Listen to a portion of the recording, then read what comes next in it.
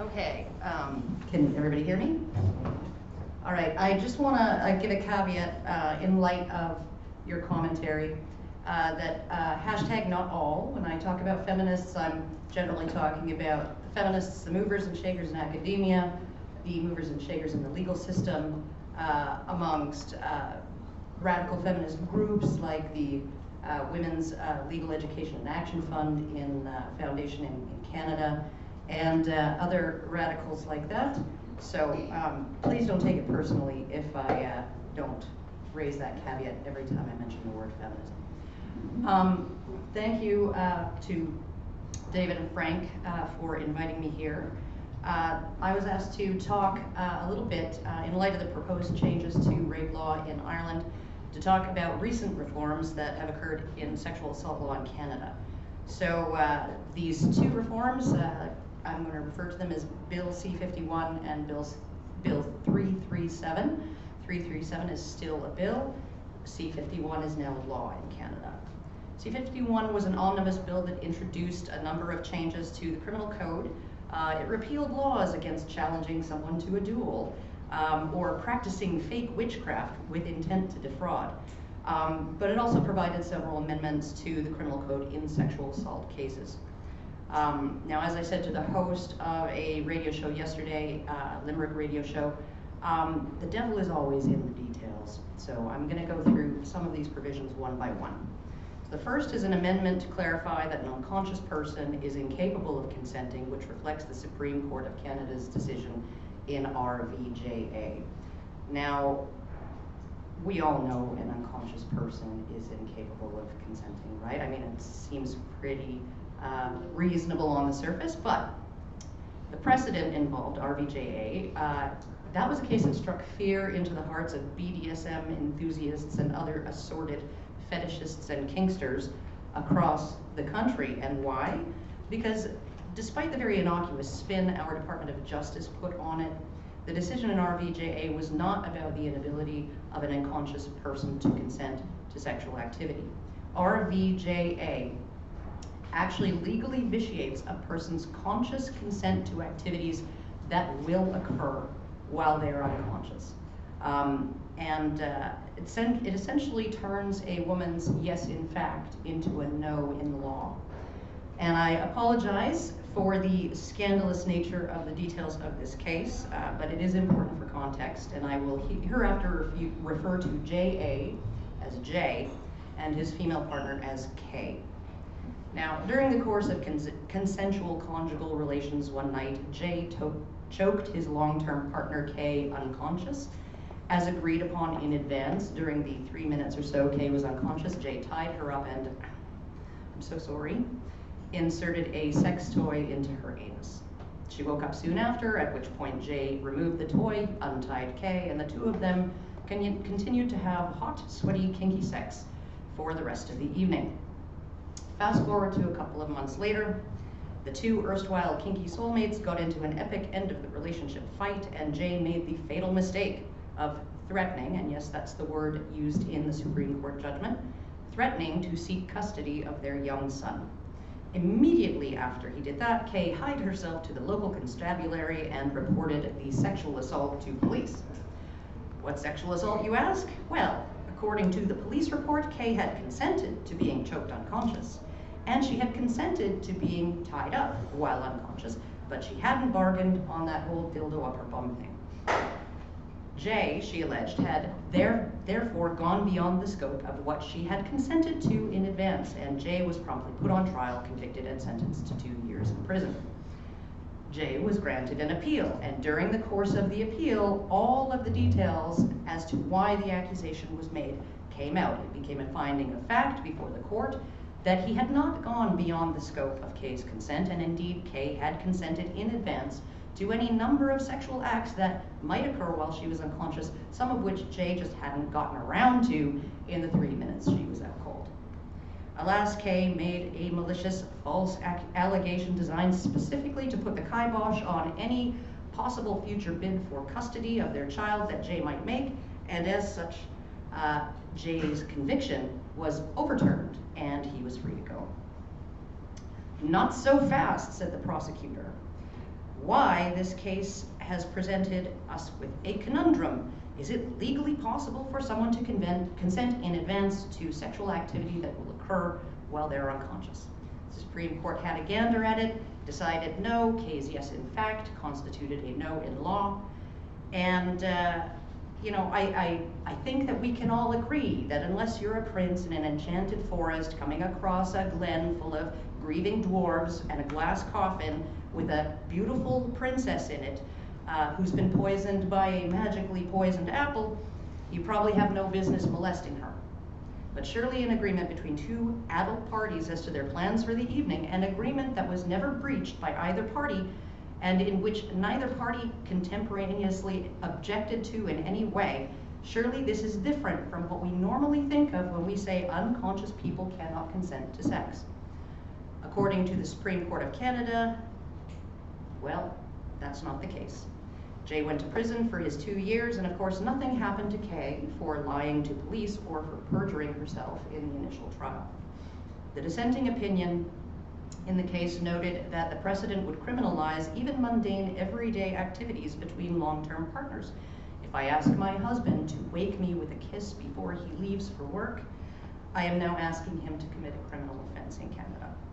Proponents of the instantiation of this precedent in the criminal code were quick to assure people that prosecutorial discretion would protect individuals from wrongful or frivolous allegations. As long as the woman does not feel violated by the sexual activity they claimed, no sensible prosecutor would ever pursue such a case. It just wouldn't be in the public interest. But this is of dubious comfort, given that in RVJA, that case was based on a malicious false allegation wherein the complainant took no issue with the sex in question, but where it was decided that a complainant's yes in fact constituted a no in law, and discretion did not stop the prosecutor from appealing this case all the way up to the Supreme Court. Despite the complainant's feelings of alleged violation being linked not to the sex in question, but to a later child custody dispute. So that's one of the provisions. Another one is an amendment to clarify that the defense of mistaken belief in consent is not available if the mistake is based on a mistake in law. For example, if the accused believed that the complainant's failure to resist or protest meant that the complainant consented, this would codify, the Department of Justice said, aspects of the Supreme Court of Canada's decision in R.V. Uenchuk. Now, this amendment is similar to the one proposed recently by the Irish Law Reform Commission. It is based on the reasonable person standard in terms of judging whether a defendant had a guilty mind, mens rea, the guilty intent. For myself, I take no issue with the reasonable person standard. However, with all things legal, one must pay attention to the fine print. And I read the file for R.V. Uenchuk. What I find interesting is the complainant did resist in that case. The complainant did protest repeatedly. Given the findings of fact in the case as determined by the court, I'm kind of appalled that this particular case even had to make it all the way up to the Supreme Court. It was an egregious miscarriage of justice that this guy was acquitted in the first place. The case involved a 16-year-old complainant, we will call her Jane, who was being interviewed by Uenchuk for a job. Uenchuk was a 50-something cabinet maker, and he had arranged to meet in the parking lot of a mall where he parked his truck and a trailer full of his samples. She suggested that they conduct the job interview in the food court of the mall. He wanted to perform the interview in his truck. She kept the door open, her door open throughout the interview, and afterwards he suggested that she come glance at, have a glimpse of some of his samples in his trailer. She entered the trailer after he did, and she left the door open intentionally. He went and closed the door, and when she heard it click, she believed she was locked in. He made a number of escalating physical advances, and she repeatedly physically resisted and verbally protested. Each time she did, he'd back off for a minute or two and then resume. Eventually, feeling trapped and unable to do anything about it, she found herself on her back underneath him with his erect penis up the leg of her shorts. He ground against her until he was finished, and then he let her up and out of the trailer. She rushed home, Not long after she got there, he phoned to ask her if she was all right. Very courteous. And she hung up on him and immediately phoned police. Ewanchuk argued in court that he had a genuine but honest but mistaken belief that Jane had consented to the sexual contact for reasons I cannot fathom. The lower court accepted his defense of honest but mistaken belief, as did the appeal court. This case was just disgusting from start to finish. And if anyone might be wondering, maybe he was actually innocent. This man had at that time a string of sexual assault convictions going back decades against children as young as 11, and young women as well. So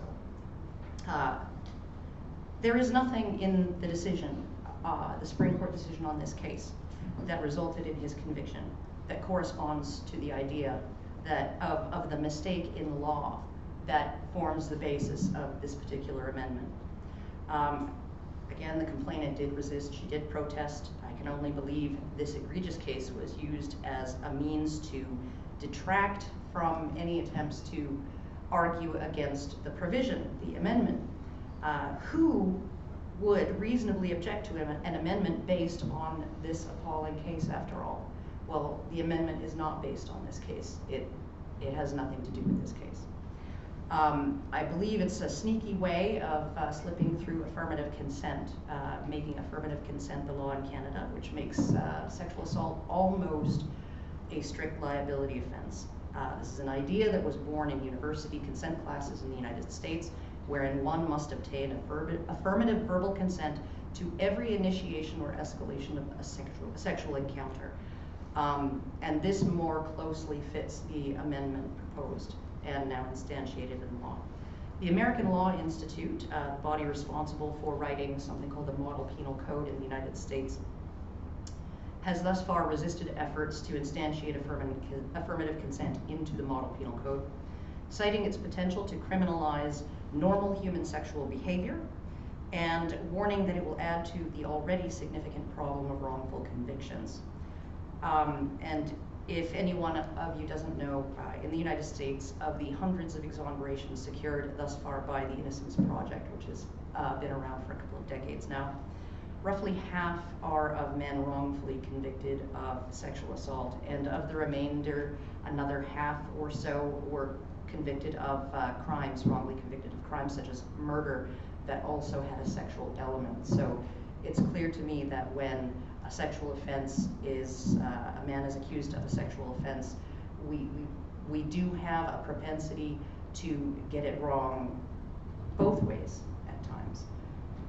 Sexual assault, particularly against women and children, has a tendency to stir up very volatile emotions in people. This makes it very easy for people to err on the side of presuming guilt, particularly in cases with a lot of media coverage. The next provision would be to expand rape shield provisions to include communications of a sexual nature or communications for a sexual purpose. These provisions provide that evidence of a complainant's prior sexual history cannot be used to support an inference that the complainant was more likely to have consented to the sexual activity at issue, or that the complainant is less worthy of belief, referred to as the twin myths. Now, you're going to say, what's the problem with that? Well, that's already the law. That was already the law in Canada. You could not use any such communication to make those inferences.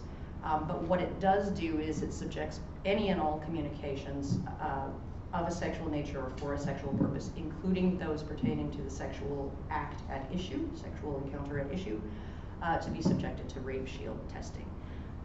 This amendment is colloquially known as Gomeshi's Law. It was proposed in response to the high-profile acquittal of Jian Ghomeshi, a popular national radio show host, regarding decade-old allegations. To make a long story short, the main complainant in this case, an actress called Lucy Ducoteur, testified at trial that after the alleged assault, she avoided Ghomeshi from that point on, only spoke to him when required to for work, never had any social contact with him again. Unfortunately for her, Ghomeshi was one of those people who never throws anything away.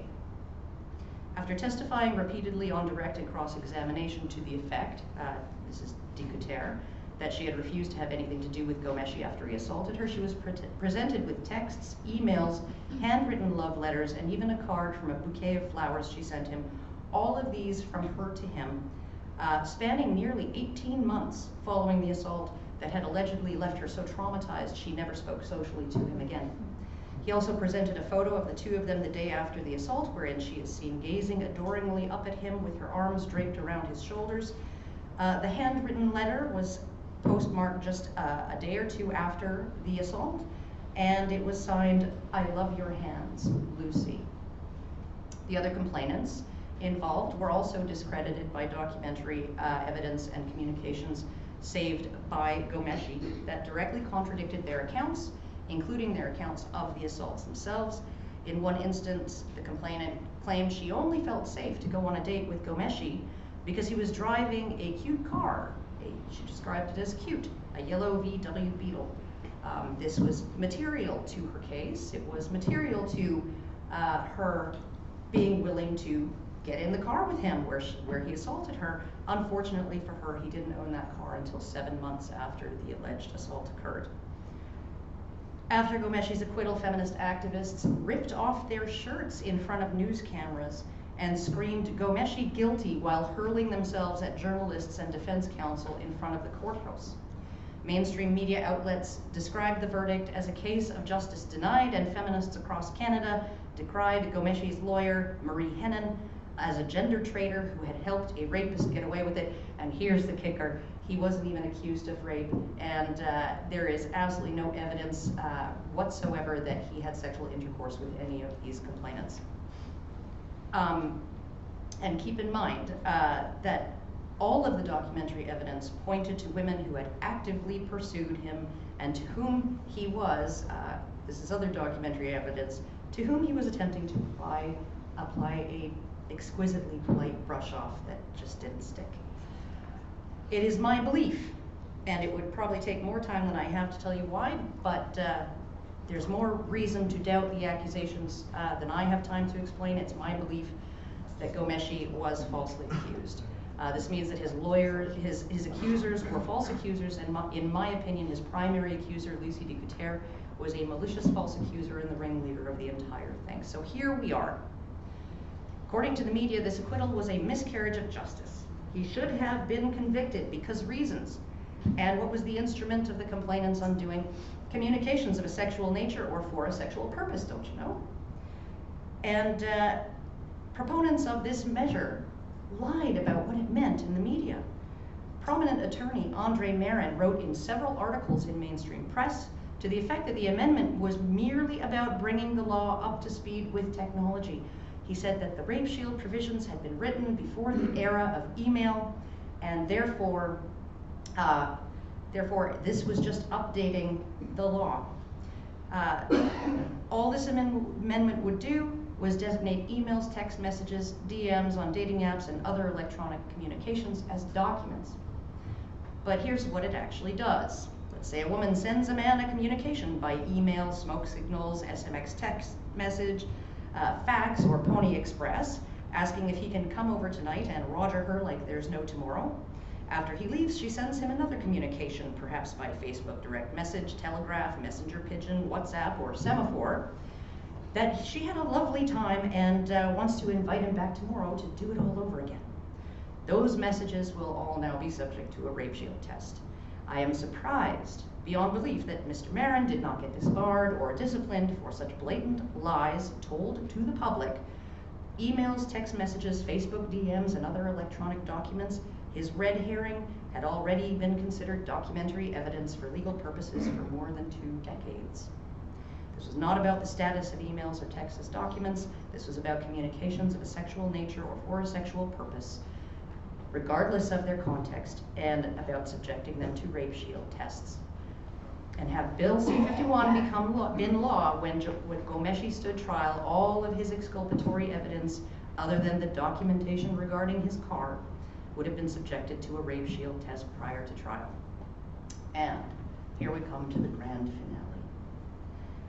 The last part of this bill that I'm going to discuss today It would provide that a complainant has a right to legal representation in rape shield hearings. The complainant would have legal standing at rape shield hearings. She or her counsel would be allowed to be present. This is why Bill 51, C-51 was dubbed Gomeshi's Law. It would have granted Lucy Dicutere or her counsel access to all of Gomeshi's evidence prior to the trial. This is a woman who lied on the stand. She lied about her actions after the alleged assault. She lied further about colluding. She said she had not colluded with one of the other complainants when she had actually colluded to get their stories straight over hundreds of text messages that were unearthed. She lied to police, she lied to the media, and all of her lies were in the service of bolstering the believability of her allegation. If she'd had a sneak peek at all the exculpatory evidence Gomeshi had unexpectedly held onto for 10 years, I think it's safe to assume she'd have tailored her testimony to conform to that evidence. And while some of us who have common sense might consider Dicutere's 18-month-long, hot, breathless, gushing, romantic pursuit of Gomeshi, you should have read some of it, after their one weekend together to be compelling evidence that she was not assaulted, the judge didn't think so. In his ruling, he listed all of the various things he was not considering relevant to his acquittal of Gomeshi. 1, the complainant's collusion prior to trial, wherein they alternately rehearsed their stories and slagged on Gomeshi. 2, the inaccuracy of the complainant's recounting of events. That could just be poor memory, not necessarily lying.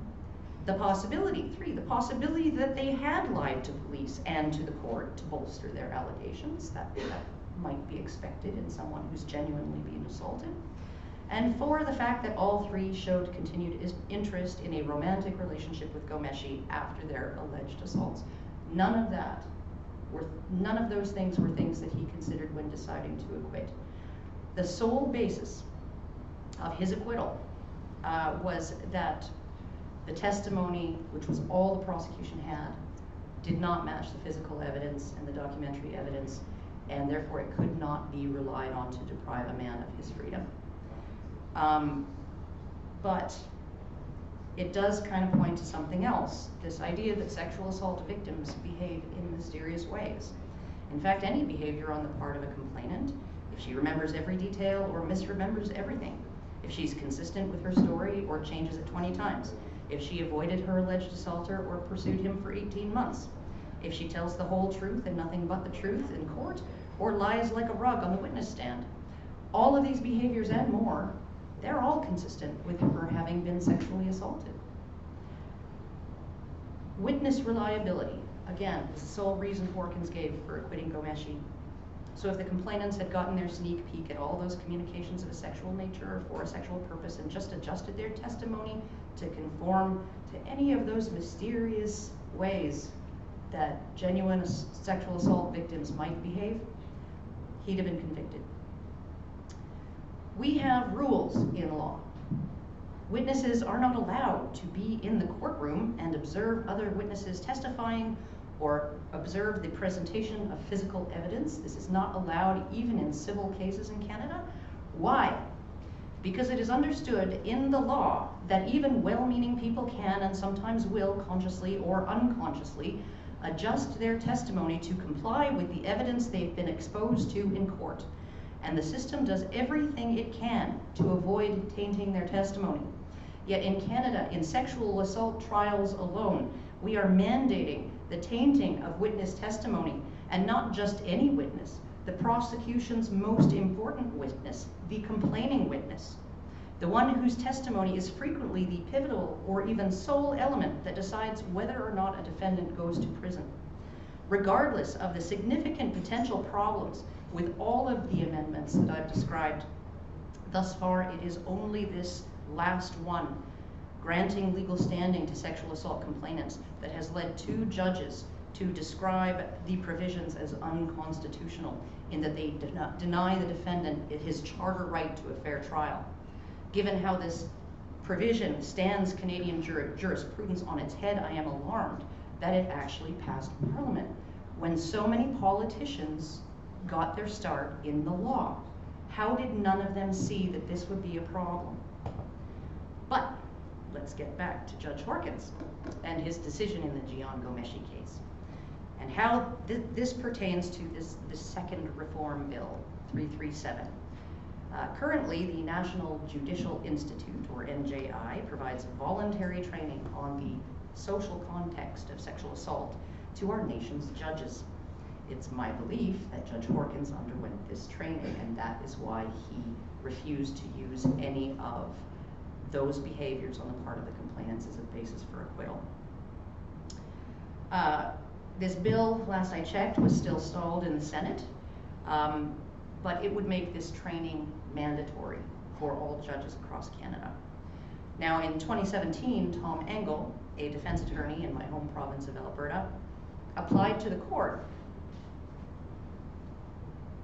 asking that the NJI be ordered to reveal the contents of the training so he could ascertain if that training might prejudice a judge against his client.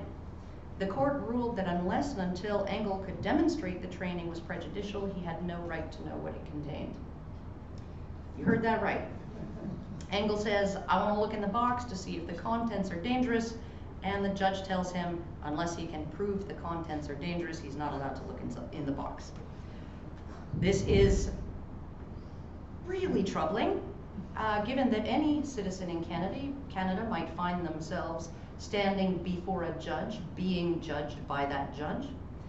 I believe it's in the public interest that every Canadian citizen have access to this information, not just the NJI, not just judges, and if lawyers can't even get access to this information. We should have the right to know how our judges are being trained to adjudicate cases, and whether that training is based on sound science or ideology.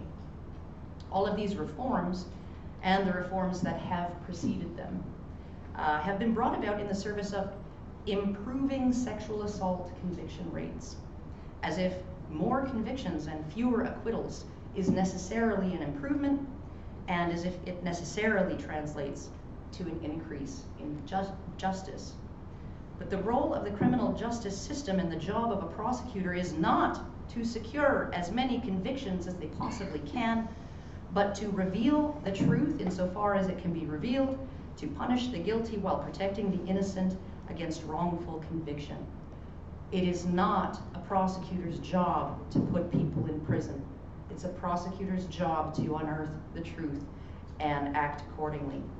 Since the Magna Carta, Western jurisprudence has evolved to limit the power of the state to destroy the lives of citizens without proving to all of us beyond a reasonable doubt that it is justified in doing so.